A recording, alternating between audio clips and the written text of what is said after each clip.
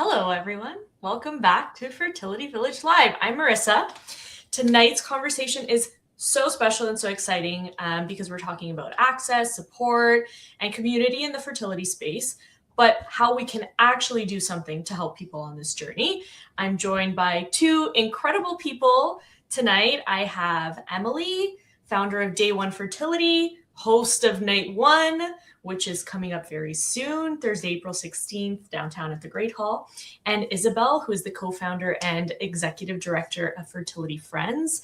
Welcome, and thank you so much for taking time out of your very busy lives in this moment, because I know there's so much going on, to be here and chat with us. This is also a very exciting episode because we're going to announce the winners of our ticket giveaway to the Night One Insight Lounge and the general party afterwards. So Emily, Isabelle, welcome. Thank you for being here. Of course. I think we're just going to get right into it. I'm going to ask you guys to give me a little bit of a background of yourselves, who you are, how you got started in the fertility space. Maybe Emily, I'll go to you first. Tell me all about Day One. Why did you start Day One? Who are you? Tell me. Well, thank you so much for having us. We are so excited to talk about Night One. This is our third year doing this together.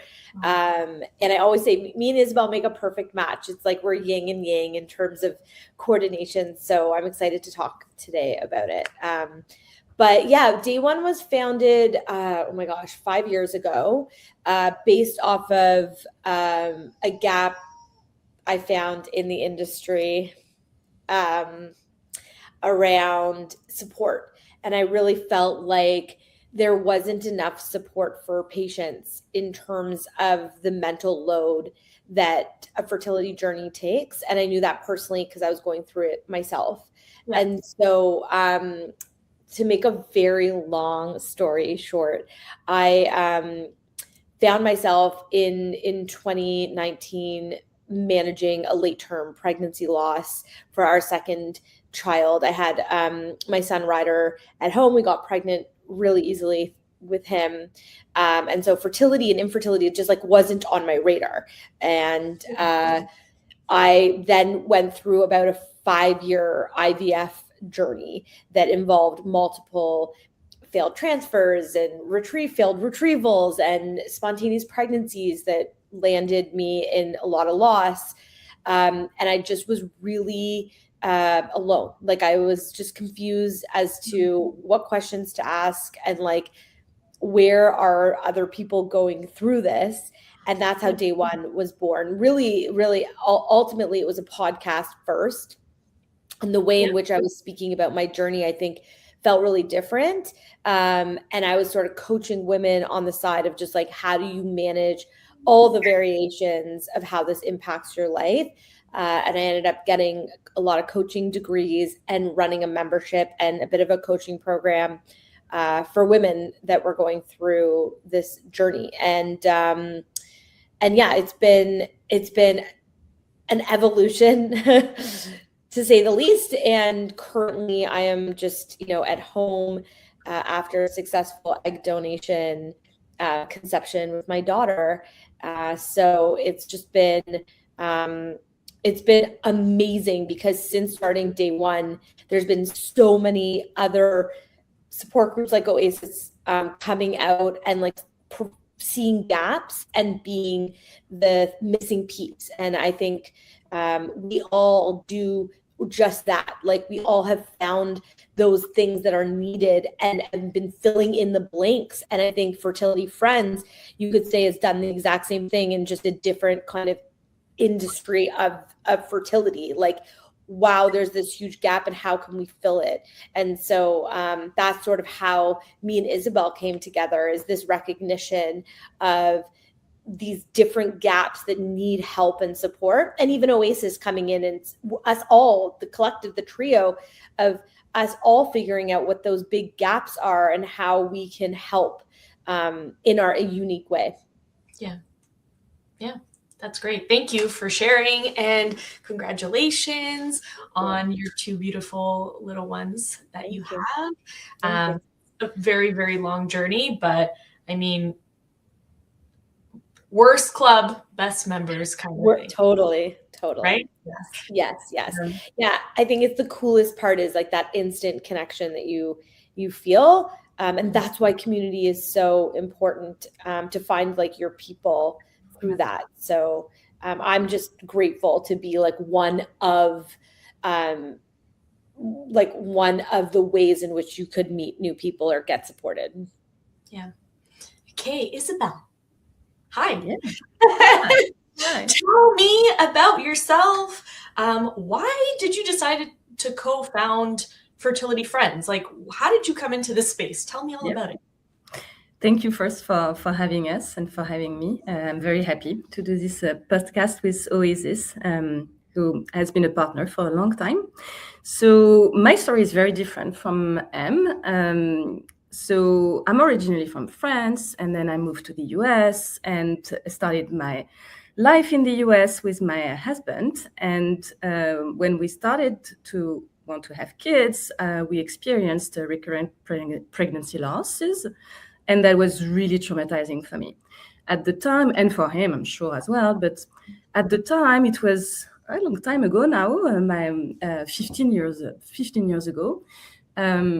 People told me, well, we don't know exactly what's going on. Your husband is not responsible for these recurring pregnancy losses because the studies shows that it's always on the woman, which now, 15 years later, is completely untrue. And then, I had a happy ending. I had my kids and everything went well. And after having my first kid, I never had any miscarriages ever again, but it definitely left a mark on me. And when we moved to Canada, my kids went to a school, obviously, and I met Dr. Roumain and Dr. Dzineku. So they are both physicians and co-owners of a clinic called Tripod Fertility in North York. So they told me what they were doing. And at the time, in the last 15 years, I had been working in the charitable world. So basically, executive leadership on charitable organizations, mostly cultural organizations, and with specialty on fundraising. So I told them that. They told me what they were doing, and they were like, oh, we have this idea. We've been having it for years. We'd like to create a charitable organization that would really try to close the gap in terms of the financial barrier to the treatments.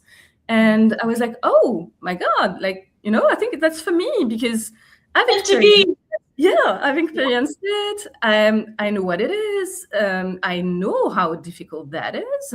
And I think I have the skills to do that. So let's do that. And we embarked on this journey back in 2021. We started to raise funds and give grants in 2022. So 4 years ago. And that's how it started. Just having people come together in the same place and start, something that will make a difference for people. That was the idea.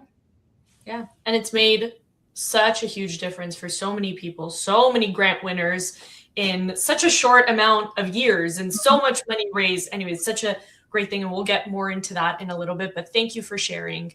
And of course, we're sorry for your losses. Those are never things that go away. They just live with you forever, right? You carry them forever. So thank you for sharing your story. That's very, very... That's really true what you're saying, Marissa, actually, because, it's far behind me. My older kids is 14 years old. So, and still, I think there is not a day when I don't think about what happened and the mark that it left on me. So fertility journeys are very, very difficult, and it's not a question of navigating it the best way. It's a question of it being part of ourselves and just live with it forever. Yeah, you're right. Okay, let's shift gears. Thank you so much for telling us about yourselves. I want to talk about why we're all here. Well, we're here for other stuff too, but night one, the best, funnest dance party in the entire world, and the best place to go if you're infertile and you just want to have fun with people that understand what you're going through. And even if you're bloated on IVF meds, you can go and you can have a good time and nobody's going to care. So let's talk about night one, which is, of course, not the only fundraiser that Fertility Friends has, not the only way and not the only grant, but we'll get into that a little bit later. But night one is why we're here. So who wants to go? Emily, tell me about the fundraiser that you started 3 years ago, and all about it. Who is it supporting? What is it? Tell us. So Night One's been an idea that I've had from the beginning inception of day one. I've always wanted to have be able to give back in terms of a grant or provide financial support, but it's really hard to do that as an independent business. I think you start to question, like, who am I to decide who these funds should go towards? So when Isabelle and I hooked up initially, it was just to create the day one grant. Like, how do we come together and create something that has been a mission of mine and allowed Fertility Friends to do what they do so well, which is to dispense funds in the right way.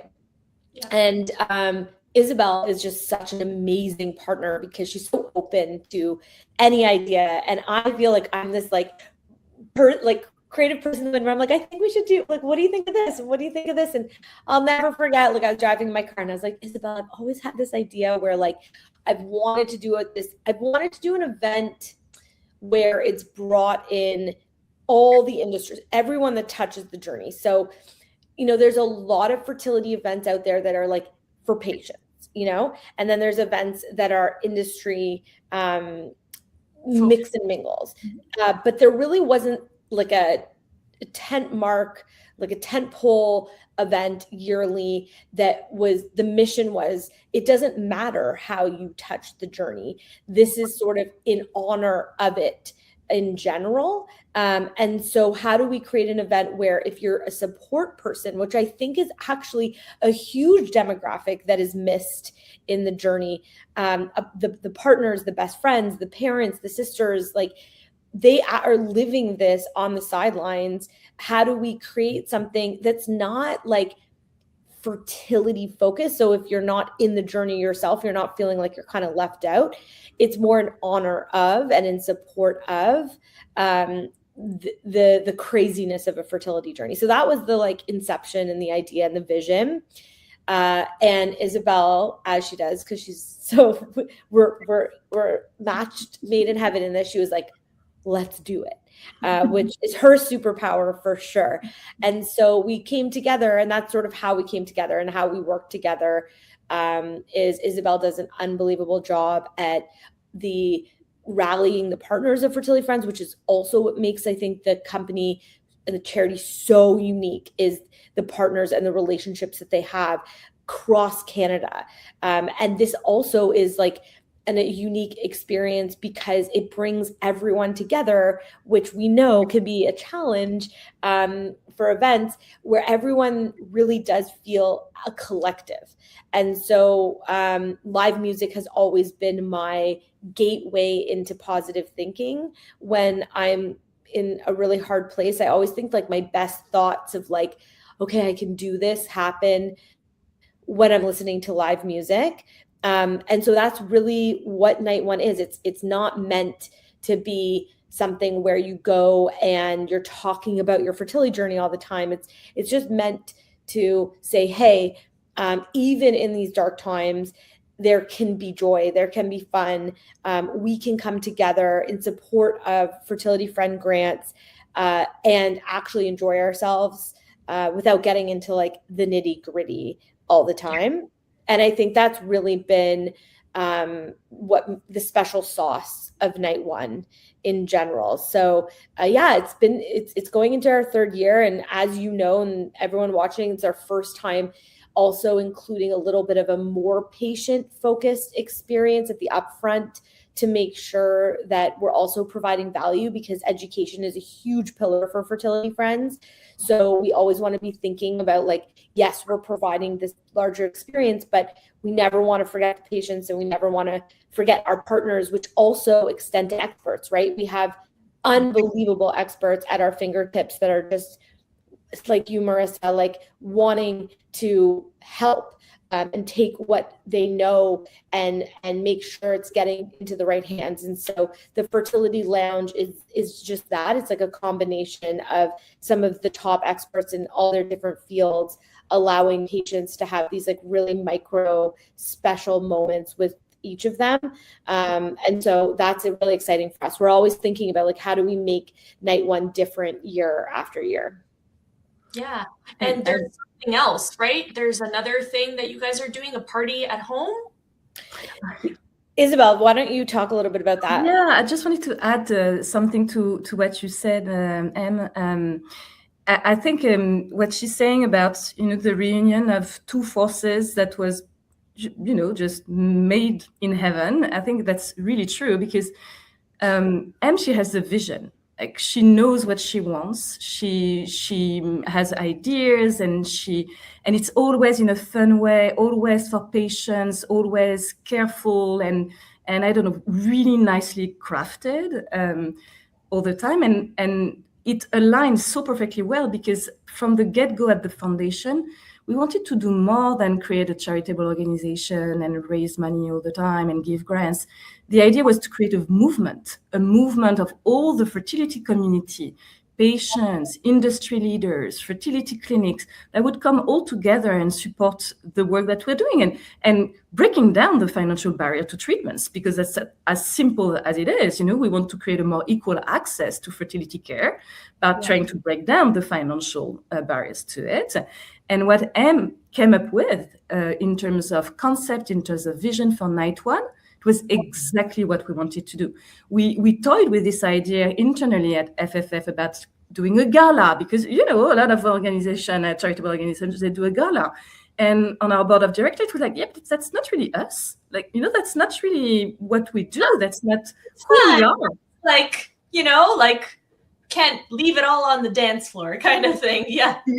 And when Em came with this idea, it was like, it's us. We want to do that. Like, it's exactly where we want to go. And all the fun aspects of the event, everything, when you come in, you have this amazing band, and it's all a nurturing space. It's all fun. You have animations, you have a photo booth. I'm not going to say too much because there needs to be some surprises at the event, but it's just a space and a time to let it go, to just enjoy ourselves, and that's it. And we try to organize it in that sense.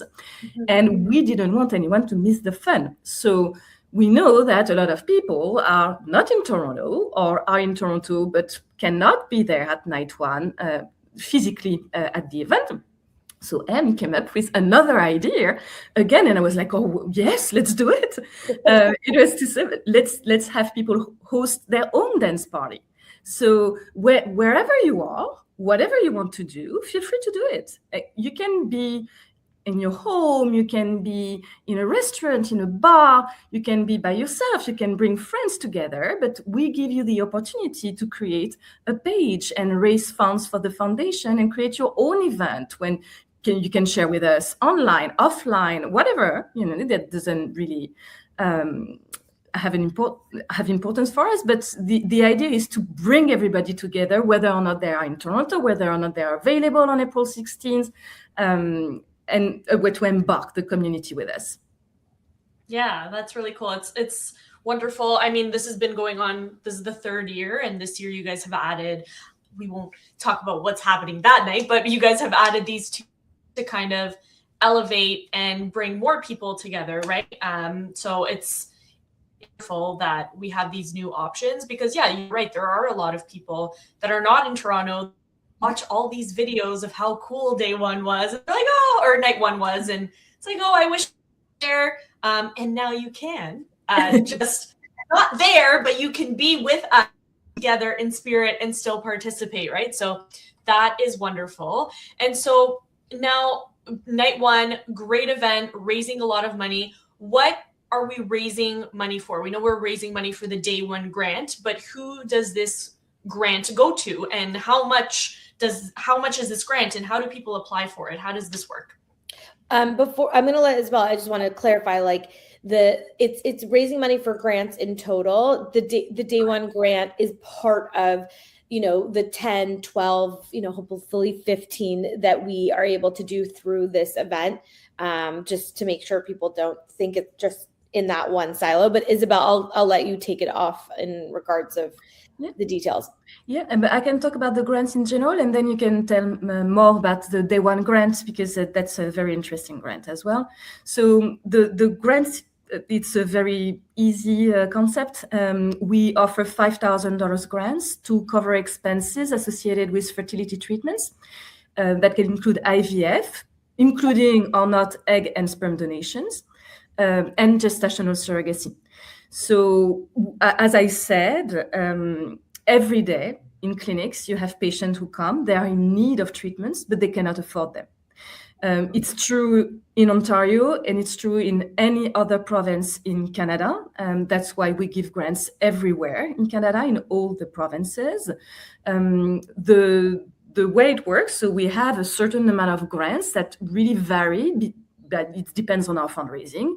So it varies. Last year, with thanks to Night One, we were able to give 12 grants of $5,000 each. That's the money that was raised through this event for grants, which is huge for us, because it's the biggest fundraiser of the year that we have at the foundation. And the grants are open to individuals and couples who are in need of fertility treatment, so whether or not they are infertile or not. We also include people from very diverse backgrounds, ethnicity, marital status, sexual orientation. We are really inclusive of anybody in need of treatments to grow their family. What can I tell you? Yes, those specific grants, we have specific grants. So we have general grants that we give to anyone. And then we try to focus on certain communities or certain needs that are more important in the community. So we have a specific grant for members of the 2S LGBTQ+ community. It's called the Dr. Shannon Corbett Grant. It was named after a doctor who did a lot, actually passed away very suddenly a few years ago, but did a lot for the community to bring the community to the treatments. We're giving also a grant for PGTM. So it's a very new one. We just started it. We're launching it in next week, actually. And the idea is that we identified a need in the community. People came to us, and clinics came to us and said, we have these patients, or for the patients, were writing to me directly and saying that they have inherited genetic conditions that prevent them from growing their family, because they not only need an IVF, they also need to test PGTM, it's pre-implantation genetic testing, for medical reasons. So they need to test the embryo to make sure that the embryo doesn't carry or doesn't have the genetic condition that is life-threatening, basically. But it costs a lot of money. So we created this fund to help these families specifically access the testing that they need to pursue their family, the dream of their family. Then we have the Not My Tummy grant that you know very well, Marissa, because you helped develop it.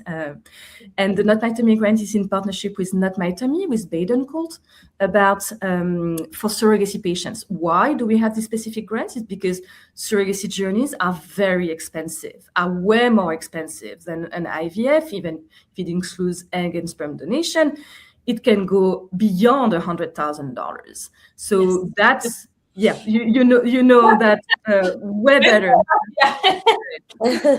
So that was very important for us to create this grant and help this community that specifically need more help, financial help. And then we have the Day One grant. So Em, I will let you talk about it. Yeah, the Day One grant is coupled with mindset coaching and just the opportunity to have some one-on-one time with me and really feel like your financial is covered, but also your mindset and the mental piece of this is also covered. So when you're a recipient of the Day One grant, you get $700 worth of coaching time with me, and that plays off on all the topics that, you know, you could need support with. And so it just gives that a little bit of a unique twist, or like a unique add-on. But I will say, as a Fertility Friends grant recipient, not only are you getting, you know, all the funds that is needed, but there's also education that you get because you're a recipient, which I think makes Fertility Friends also extremely unique. They kind of aren't just saying, hey, here's the money and like go your way. Yeah. I think they're really thinking about, and listen, it's a young charity. So you can imagine the work that they're doing now to what they could be happening in 5 years and 10 years. There's a vision to, you know, be a safe landing place for people that are getting these grants, where yes, we are covering, and the main mission for Fertility Friends is to cover financial, but secondary, and I would say like pretty close to the top, right, Isabelle, is making sure that questions are answered, that there's like a community if needed, there's partners that are available, there's education platforms, there's a lot of resources that go behind the scenes if you're a grant recipient. And I think I just wanted to make sure that that's also just called out as a growing and evolving piece of the Fertility Friends business. But thank you so much for mentioning it. Yes, we created a support program for our grant recipients. So basically, when you are a grant recipient of the foundation, you have access to a library of webinars, educational sessions, and every month we organize educational sessions with experts on very different fields. So it's specific access to that. And in the program, we have partners that are donating services and products. So we try to facilitate the journey, and we try also to improve their chances to conceive. So it's really both. It's having this support, so financial support.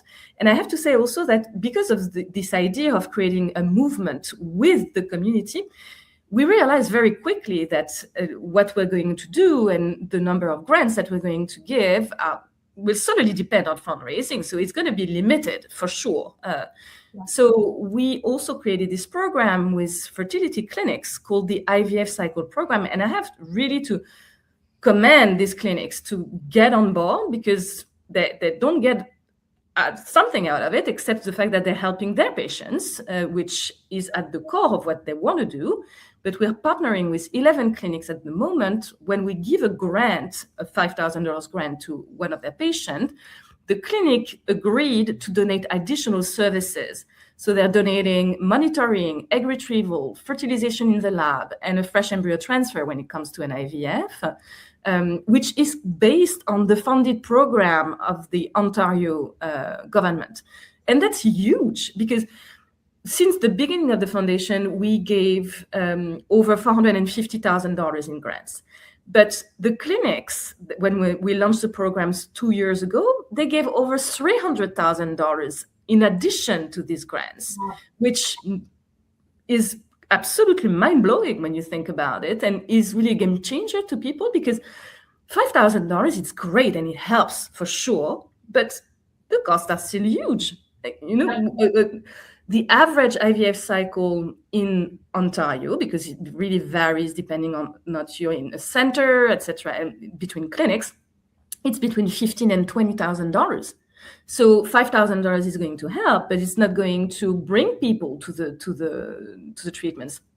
But the program with the clinics will be and is bringing people, because we now have people that want to access fertility treatments because they know of the program, which also is something that we had the vision of at the beginning, because we knew that you can help the people that are at the clinic, but how do we get people to get in the clinic? Because they know that they don't have the means for that. And I think step by step, we're getting there, but communicating about this program, by telling that, it's not only a grant, it's also a partnership, and making sure that people know about it. And to go back, I'm sorry, I'm a bit long, but to go back to the educational part, it's very important for us because the financial part is key, and it's also connected to the emotional aspects because it's very stressful to remortgage your house because you need to buy a treatment, or make a choice of not going on vacation for years because you're going through fertility treatments.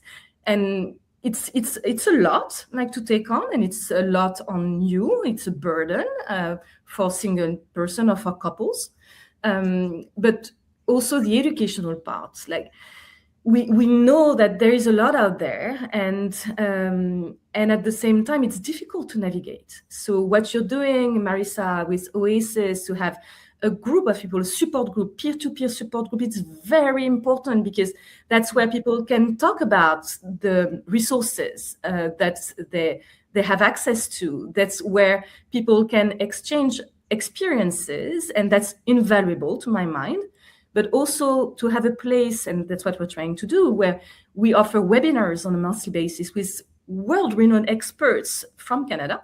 That's important to say, but last night we had a webinar, an amazing moment with Dr. Leonardi, who is a world-renowned expert on endometriosis, and we talked about that. And I think it's something that we're really proud of, like, because we managed to have this space, very healthy and safe space for people to get information on. And for the grant recipients, the fact that we have this specific program for them, it also takes into consideration not only the financial aspect, but also the emotional one, and help just navigate what is a difficult journey for anyone. Yeah. This is all fantastic. Okay, so now tell us, how do we access these grants? How do we apply for it? If somebody watching here is saying, this is great, I need this, I need all of this, this would make such a difference in my journey, but how do I access it? How do I apply for it? What's the criteria to get chosen? Can you tell us a little bit about that? Of course. So the application platform, the grant application platform, opens twice a year. Once in the spring, so it's going to be open next week. So perfect timing for the podcast. It's going to open on April 1st, and it's going to stay open until April 30. And then it reopens in the fall, and it's going to be October 1st to October 30. So during that month, to apply. Sorry? 2 chances to apply. Yeah, per year, and it's on a rolling basis. So every year we open the platform twice a year. Great.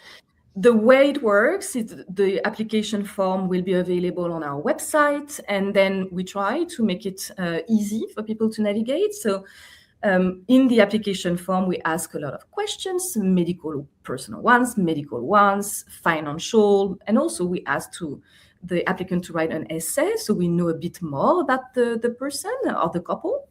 The applicant will need also to send a medical evaluation to their clinic, so we get from the clinic confirmation of the planned treatment and a few other medical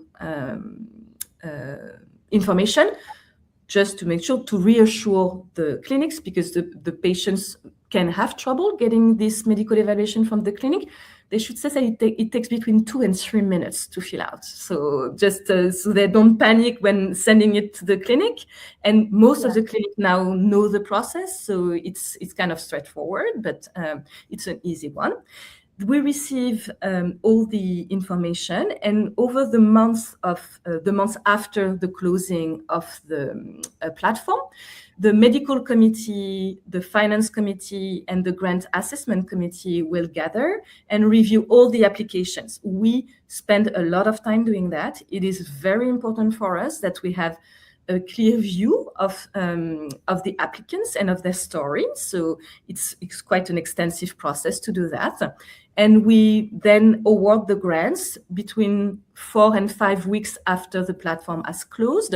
So we expect to be able to award the grants by the end of May or beginning of June this time around.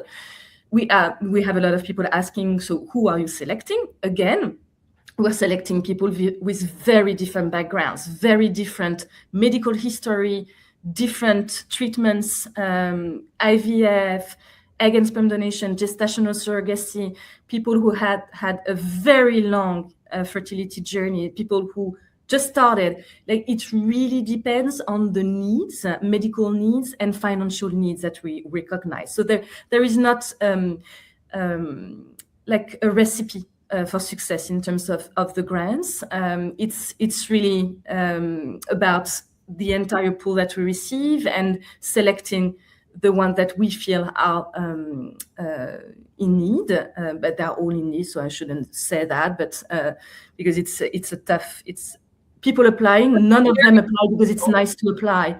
Like, it must be very difficult to make the decision on, like, it is. This one went, this one, like, how do you do it all, right? Because you only have a certain amount of grants. It's not, I'm sure you would give a grant to everybody if you could, but it must be very difficult to decide who is going to be awarded the grant at that time. It is, and we try to be as fair as possible. So a lot of people are asking, so do you have like a range in terms of household income that you won't go beyond because, it's too much. Let's say $100,000 of household income per year. But no, because you can live, for instance, $100,000 doesn't mean the same thing in a remote part of Canada or in Toronto.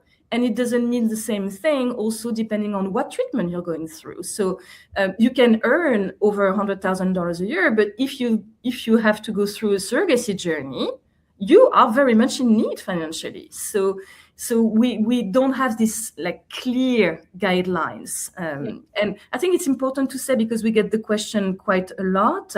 And I know that it's stressful because I cannot really tell to people, well, you earn more than $100,000, so you cannot apply, or because you earn less, you get a grant. It's more complicated than that. But what I want to make sure for people to know is that we review everything, and we take a lot of time doing it, and we do it with a lot of experts, fertility doctors, nurses, financial persons, and we're taking it very seriously. So we give the grants directly to the clinic. In terms of the criteria, our grants are for people that are under 50 years old, that have seen a reproductive specialist in the past year, but at the exception of members of the LGBT community, because it's not a question of infertility for some of them, even though for some of them it is as well, because you can be in a same-sex couple and also have infertility. So, but sometimes no, and it's just because that's your path to parenthood. Yeah, that's the path that you're on. You need to be a Canadian or a permanent resident card holder, and I think that's the main criteria that we have. And where should people go to find more information? Give us your website. We'll put it in the description, in the caption, so everybody can find it. But where do people go to find more information about this? Tell us about your Instagram. Give us all of that info. Yeah. So our website is www.fertilityfriendsfoundation.com. That's where you'll find the grant application, but also information about Night One and the event that we organize throughout the year. You can register to our e-newsletter. We send it twice a month, and we include all our information in there. So the webinar, the blogs that we're publishing every 2 weeks, and anything that's going on at the foundation. We also encourage you to follow us on Instagram, Fertility Friends Foundation, because that's the main platform we use to when the grant application opens, or we give a lot of information on our Instagram. Connect and communicate through there. Sorry? Lots of connecting and communicating through your Instagram account. Yeah, we do a bit of LinkedIn as well. And full disclosure, we're not on TikTok. I know I should be, but I don't know how to do it. So dance, Isabelle. I really want to see you do some cool video. Maybe we'll get something at Night One and we'll put it on.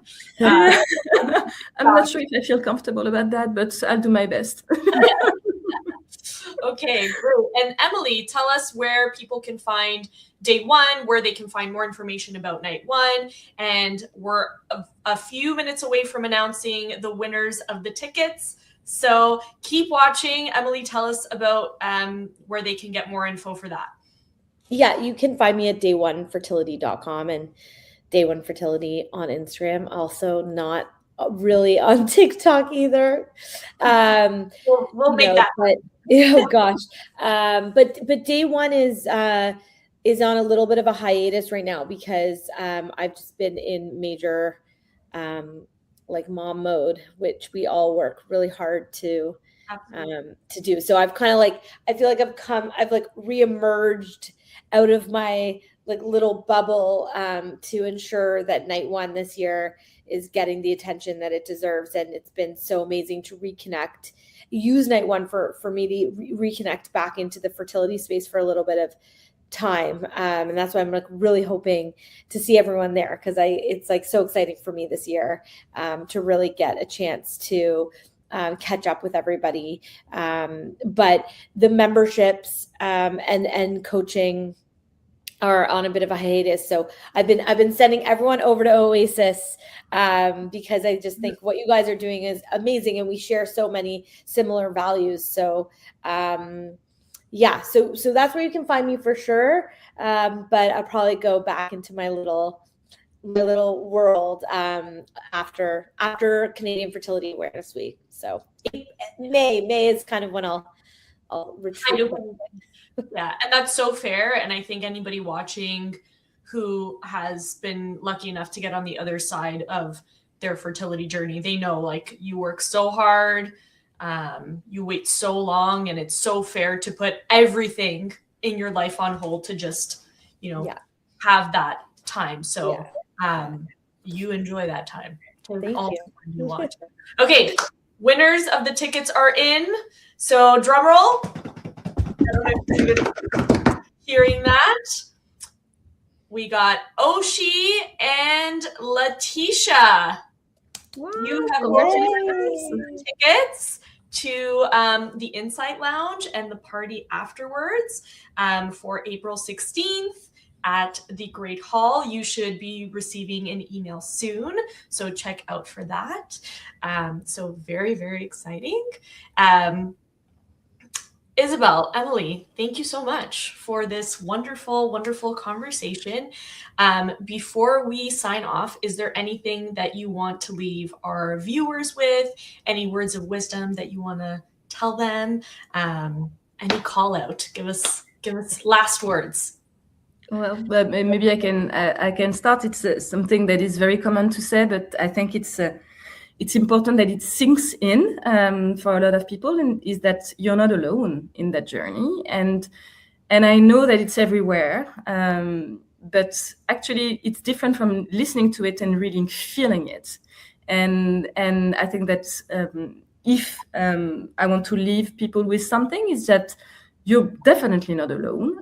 There are resources out there. There are people out there going through the same journey. I still listen how isolating it is to go through a fertility journey. And I think that you don't have to do it alone. And we are very proud and honored to be able to be part of the journeys of couples and individuals, because we know the difference it makes. Huge difference. Yeah.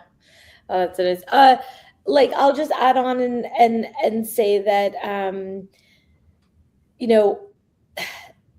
majority of the people I've worked with or spoken to get their happy ending. They just start to let go of the how. And I think what happens is we get really locked in on the idea of how we thought our family was going to be built. And it takes a long time to let that go and be open to other ways. I'm not just talking about, yes, it's like an obvious, sure, third-party surrogacy. That's not even that. It's even IVF, like in general, medical intervention, a loss, a miscarriage. Like these are things that we get very confused about as to like, why me? And you get locked into a certain specific way of doing things. And I think that the more open you can be with possibilities of how you can go about this journey from like a medical standpoint, even from a support standpoint. A lot of people are like, I don't want to go to a group, or like, I don't want to tell my parents, or I don't want to tell my best friend. Like the how looks different in all these different ways. But when you open yourself up, it actually does unlock a bit of an ease in the journey. And I think that's actually what we're all searching for, is like, how do we go through this with a bit more ease in our life? And I think when we let go of the how, that can come in easier. So that's sort of a little tidbit that I think took me a long time to learn. Yeah, there's a lot of grief and loss. Yes. Feelings of grief and loss that go hand in hand with that. And it's really, you carry it forever, but it's an integral part of how you're going to move forward in your journey. So. And I just want to say one thing on that too, which is like, another like prompt to you is like, just like, what are you willing to, like, I kind of say to myself, like, what am I willing to go to therapy for, like, forever? You know what I mean? Like, so like, grief and loss is just part of also getting older. Like, and maybe this is the time in your life where grief and loss is going to be more prominent. And maybe for some, their fertility journey isn't where their grief and loss is, but it's rare to meet like an 80-year-old person that hasn't gone through grief and loss. It's just, we get really fixated on fertility being this like unique thing, which I'm not saying it's not, but we're not the exception. There's so much going on in the world. I think when we make it feel like that, it even makes things more painful. So I always say to myself, like, yeah, I was handed this like really hard card earlier on in my life. And I'm just praying, like, give me 10 years of, freeness. And then you don't know, but it's sort of being on the planet. We just don't know what that's going to look like. So we're always going to manage some form of it, I think. Yeah. Well, thank you. Thank you for sharing that. Did you guys hear it? Okay. Well, thank you guys so much for being with us. What you guys do for this community and the work that you do every single day, it's so important. It matters so much. Isabelle, thank you for dedicating your life's work to this. It's just fantastic. And Emily, thanks for putting on this awesome party that also benefits the community. Like, it's a win-win-win for everybody, really, if we're thinking about it.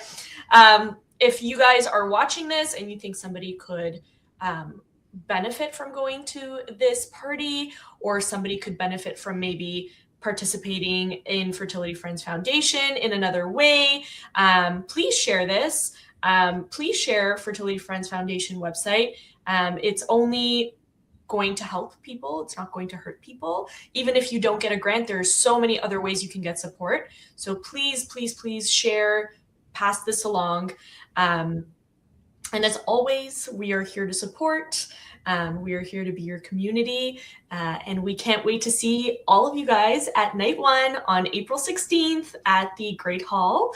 I'll be there. You guys will be there. The Oasis, other people will be there as well. So very excited for that and to dance the night away. Thank you for being here, everybody. We'll see you next week. Thank you, Isabelle. Thank you, Emily. Thank you, Marissa. Thank you so much. We will see you soon. Bye. See you soon. Bye-bye. See you at night one. See you at night one.